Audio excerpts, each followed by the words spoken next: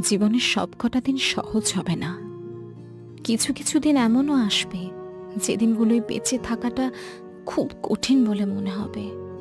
গলার কাছে এসে জমে বসবে একটা দম বন্ধকর কষ্ট, অন্ধকার গিলে খেতে আসবে, আর লড়াই করার মতো কোনো শক্তি থাকবে না। ক্লান্ত লাগবে খুব, ভিতরে চিৎকার জমা হবে, তবু গলা থেকে একটা টু শব্দ বের হবে না।